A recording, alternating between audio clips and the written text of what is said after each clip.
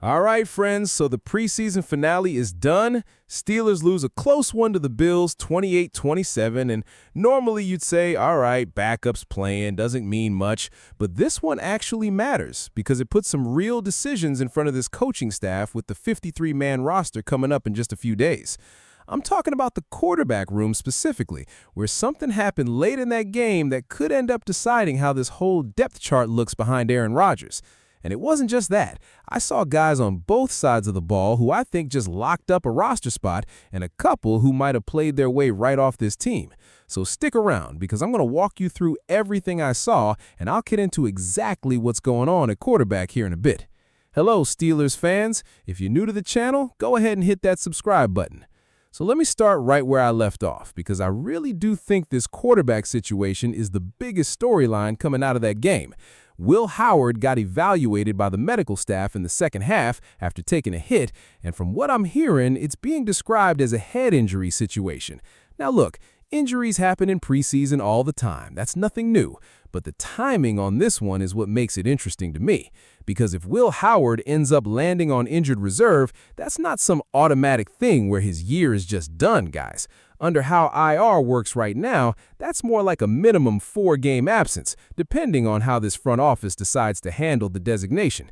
But here's the thing, it still means the team doesn't have to make the tough call of waiving him and risking losing him for nothing. He stays in the building, he's still under contract, and honestly, I don't think it makes a ton of sense for this roster to be carrying 4 quarterbacks anyway.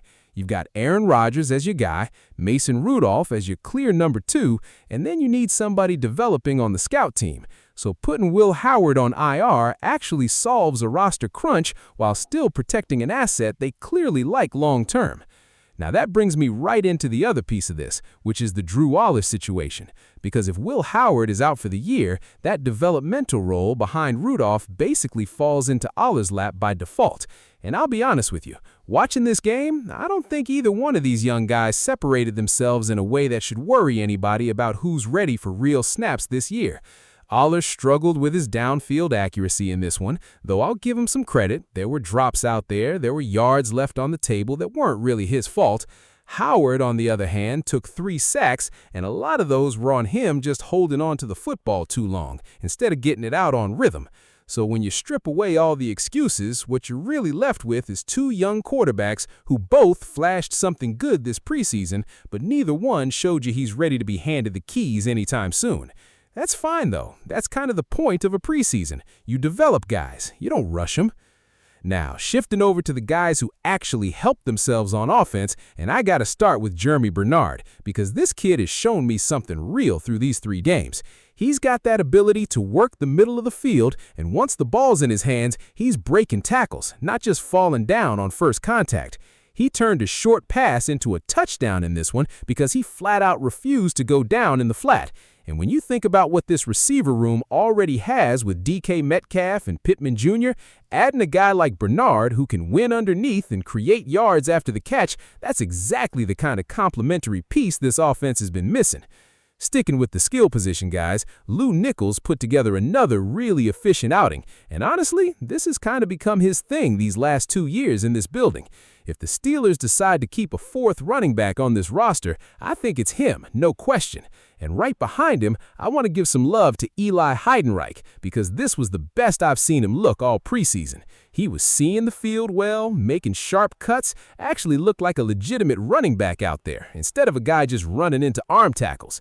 Now, do I think he makes the 53? Probably not. I think he's ticketed for the practice squad if they can sneak him through, but a year of development in this system, and he could turn into a real weapon down the line, maybe even in that receiving back role. Then you flip that coin over and you get to Kaleb Johnson, and man, this one's tough to watch because he needed a big night to save his roster spot, and it just didn't happen.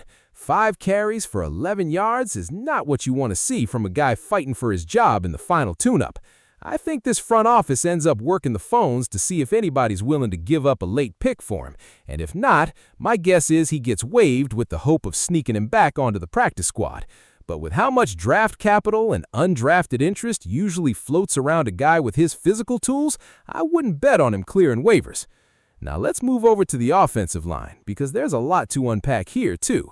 Dylan Cook had himself a solid game, and even though he played mostly on the left side in this one, make no mistake, this guy is your starting right tackle. And honestly, I like that they gave him reps on the left side, because if something ever happens to Troy Fatuanu, you want a guy on this roster who's already comfortable making that switch mid-game if he has to.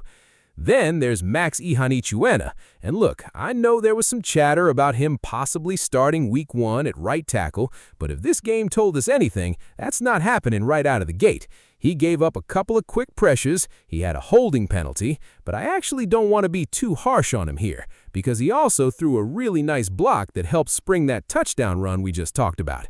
This is a guy who's still adjusting to the speed of the league, and that's completely normal for a rookie. He's got a bright future. I just don't think week 1 against real NFL competition is the right time to throw him to the Wolves.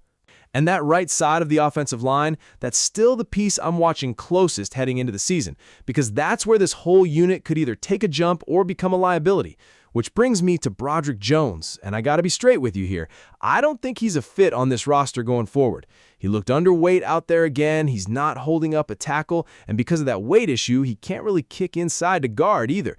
He's in the final year of his deal, and with Iheanachor and Futano both being first-round investments up front, I just don't see where he fits long-term.